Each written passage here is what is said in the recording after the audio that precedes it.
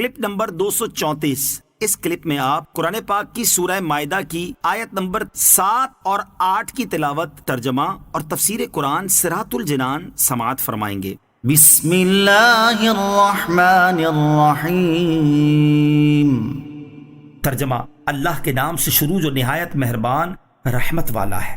وَاذْكُرُوا نِعْمَةَ اللَّهِ عَلَيْكُمْ وَمِيثَاقَهُ الَّذِي وَاثَقَكُمْ بِهِ إِذْ قُلْتُمْ سَمِعْنَا وَأَطَعْنَا وَاتَّقُوا اللَّهَ إِنَّ اللَّهَ عَلِيمٌ بِذَاتِ الصُّدُورِ۔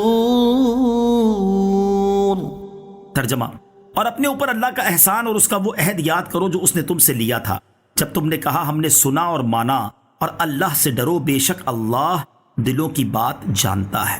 وَاذْكُرُوا نِعْمَةَ اللَّهِ عَلَيْكُمْ، اور اپنے اوپر اللہ کا احسان یاد کرو۔ اس آیت میں بیعت عقبہ یا بیعت رضوان کی طرف اشارہ ہے۔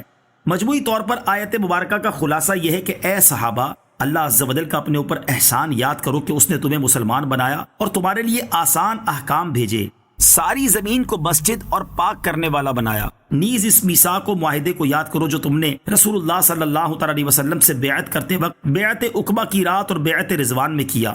اس معاہدے میں صحابہ کرام نے عرض کیا تھا کہ ہم تاجدار رسالت صلی اللہ تعالی علیہ وسلم کا ہر حکم ہر حال میں سنیں گے اور مانیں گے۔ آیت وَاذْكُرُوا نِعْمَةَ اللَّهِ عَلَيْكُمْ سے معلوم ہونے والے مسائل۔ اس آیت سے چند مسائل معلوم ہوئے۔ نمبر 1، انسان ہر نیکی رب عز و جل کی توفیق سے کرتا ہے، لہذا اس پر فخر نہ کرے بلکہ رب کریم عز و جل کا شکر ادا کرے۔ نمبر 2، بیعت عقبہ اور بیعت رضوان والے سارے صحابہ کرام اللہ عز و جل کے پیارے اور مقبول بندے ہیں جنہیں اللہ عز و جل نے اس بیعت کا شرف بخشا۔ اسی بیعت کو یہاں اللہ عز و جل کی نعمت قرار دیا گیا ہے۔ نمبر 3، ان سارے صحابہ کرام رضوان اللہ تعالی علیہ مجمعین نے ان بیعتوں کے سارے وعدے پورے کیے، اور صحابہ وعدے کے سچے تھے کیونکہ اللہ عز و جل نے یہاں ان کے وعدے بغیر تردید ذکر فرمائے۔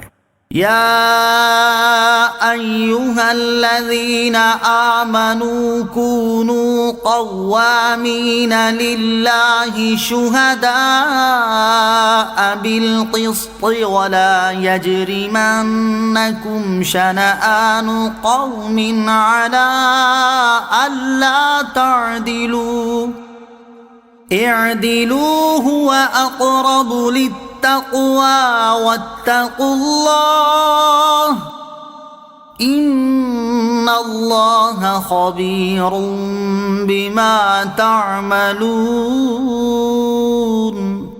ترجمہ: اے ایمان والو، انصاف کے ساتھ گواہی دیتے ہوئے اللہ کے حکم پر خوب قائم ہو جاؤ، اور تمہیں کسی قوم کی عداوت اس پر نہ ابھارے کہ تم انصاف نہ کرو بلکہ انصاف کرو، یہ پرہیزگاری کے زیادہ قریب ہے، اور اللہ سے ڈرو، بے شک اللہ تمہارے تمام اعمال سے خبردار ہے۔ کونوا قوامین للہ شہداء بالقسط، انصاف کے ساتھ گواہی دیتے ہوئے اللہ کے حکم پر خوب قائم ہو جاؤ۔ آیت مبارکہ میں عدل و انصاف کا حکم فرمایا گیا ہے اور واضح فرما دیا کہ کسی قسم کی قرابت یا عداوت کا کوئی اثر تمہیں عدل سے نہ ہٹا سکے۔ عدل و انصاف کے دو اعلیٰ نمونے۔ یہاں عدل و انصاف کے دو اعلیٰ نمونے پیش خدمت ہیں جس سے اسلام کی تعلیمات کا نقشہ سامنے آتا ہے۔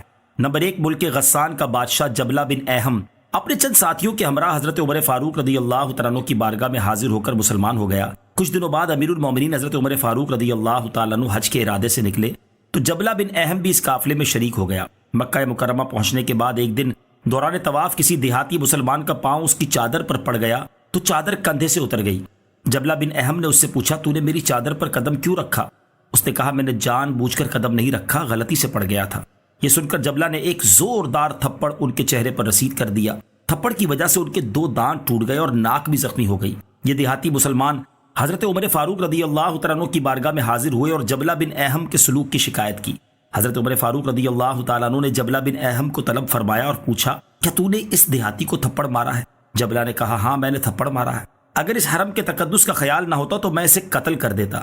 حضرت عمر فاروق رضی اللہ تعالیٰ عنہ نے فرمایا، اے جبلہ، تو نے اپنے جرم کا اقرار کر لیا ہے، اب یا تو اس دیہاتی سے معافی مانگ یا میں تم سے اس کا قصاص لوں گا۔ جبلہ نے حیران ہو کر کہا، کیا آپ رضی اللہ تعالیٰ عنہ اس غریب دیہاتی کی وجہ سے مجھ سے قصاص لیں گے، حالانکہ میں تو بادشاہ ہوں؟ حضرت عمر فاروق رضی اللہ تعالیٰ عنہ نے فرمایا، اسلام قبول کرنے کے بعد حقوق میں تم دونوں برابر ہو، جبلہ نے عرض کی مجھے 1 دن کی مہلت دیجیے، پھر مجھ سے قصاص لے لیجیے گا۔ حضرت عمر فاروق رضی اللہ تعالیٰ عنہ نے اس دیہاتی سے دریافت فرمایا کیا تم اسے مہلت دیتے ہو؟ دیہاتی نے عرض کی جی ہاں۔ آپ رضی اللہ تعالیٰ عنہ نے اسے مہلت دے دی۔ مہلت ملنے کے بعد راتوں رات جبلہ بن احم غسانی ملک شام کی طرف بھاگ گیا اور اس نے عیسائی مذہب اختیار کر لیا۔ نمبر 2، ایک مرتبہ حضرت عمر فاروق رضی اللہ تعالیٰ عنہ اور حضرت ابی بن کعب رضی اللہ تعالیٰ عنہ کا آپس میں کسی بات پر اختلاف ہوا۔ دونوں نے یہ طے کیا کہ ہمارے معاملے کا فیصلہ حضرت زید بن ثابت رضی اللہ تعالیٰ عنہ کریں۔ چنانچہ یہ فیصلے کے لیے حضرت زید بن ثابت رضی اللہ تعالیٰ عنہ کے گھر پہنچے۔ حضرت عمر فاروق رضی اللہ تعالیٰ عنہ نے ان سے فرمایا ہم تمہارے پاس اس لیے آئے ہیں تاکہ تم ہمارے معاملے کا فیصلہ کر دو۔ حضرت زید رضی اللہ تعالیٰ عنہ نے بستر کے درمیان سے جگہ خالی کرتے ہوئے عرض کی اے امیر المومنین یہاں تشریف رکھیے۔ حضرت عمر فاروق رضی اللہ تعالیٰ عنہ نے فرمایا یہ تمہارا پہلا ظلم ہے جو تم نے فیصلے کے لیے مقرر ہونے کے بعد کیا، میں تو اپنے فریق کے ساتھ ہی بیٹھوں گا۔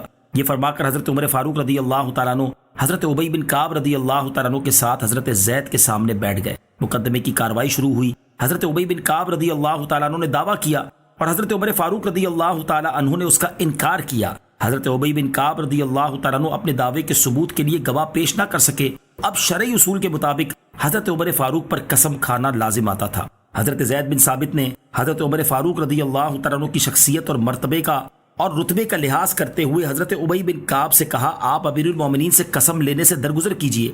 حضرت عمر فاروق نے فوراً حلف اٹھا لیا اور قسم کھاتے ہوئے فرمایا زید اس وقت تک منصب قضا یعنی جج بننے کا اہل نہیں ہو سکتا جب تک عمر اور ایک عام شخص اس کے نزدیک مقدمے کے معاملے میں برابر